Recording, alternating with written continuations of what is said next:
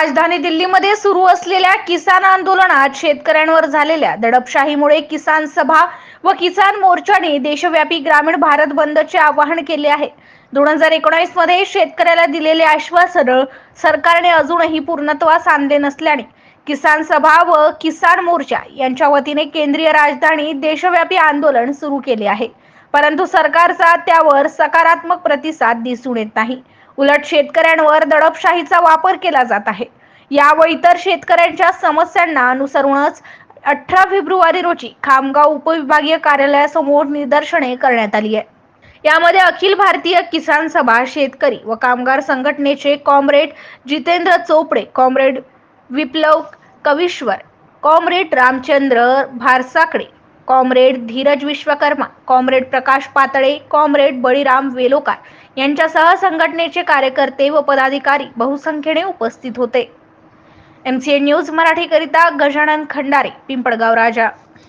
संबंध देशभर जवळपास देशातील 550 शेतकरी संघटन तसेच देशातील 10 कामगार संघटन हे दोन्ही संघटन आज संबंध देशभर भारत बंद म्हणून रस्त्यावर उतरलेले आहेत। आपल्याला माहिती आहे की आज संपूर्ण देशभर रस्ता रोको, ट्रेन रोको, बाजारपेठा, ग्रामीण भारत हा मोठ्या प्रमाणामध्ये बंद होत आहे।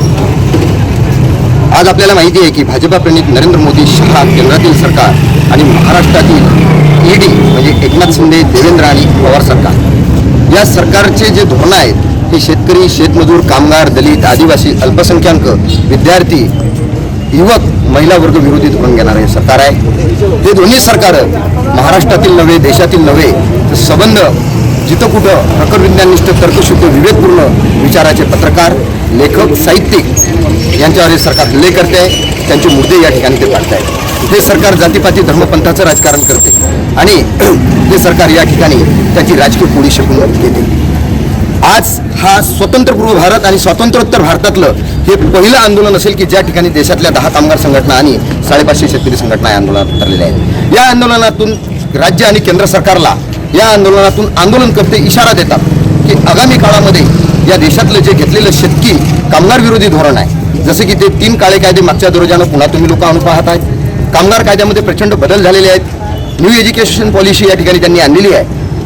सर्वसामान्य गरिबाच्या मुलाचं शिक्षण त्या ठिकाणी बंद होणार आहे, कारण महाराष्ट्रामध्ये जवळपास 70,000 मराठी शाळा बंद होत आहेत। संपूर्ण रेशन प्रणाली त्या ठिकाणी कोसळून पडलेली आहे। स्वास्थ्य सुरक्षा कोसळून पडलेली आहे। महागाई मोठ्या प्रमाणात वाढलेली आहे आणि याच्या विरोधात जर कोणी बोलत असेल तर त्यांच्यावर आज हल्ले होत आहेत। म्हणून या सरकारला आम्ही सर्व भारतीय म्हणून या सरकारला या जन आंदोलनातून आपण आज केंद्र आणि राज्य सरकारला हा तडाखा देता। भाजपा नरेंद्र मोदी शहा सरकार, महाराष्ट्रातील एकनाथ शिंदे पवार या सरकारनं शहाणा आणि समजदार व्हावं, हा प्रश्न समजून घ्यावा आणि जनतेच्या भावना लक्षात घेऊन त्यांना या ठिकाणी न्याय द्यावा। अन्यथा आजचं आंदोलन रस्त्यावर उतरलेले हे लोक 2024 मध्ये केंद्र आणि राज्य सरकारला अरबी समुद्रात बुडवल्याशिवाय राहणार नाही, हा इशारा या ठिकाणी आंदोलनातून आम्ही देतो आणि थांबतो। इन्कलाब जिंदाबाद।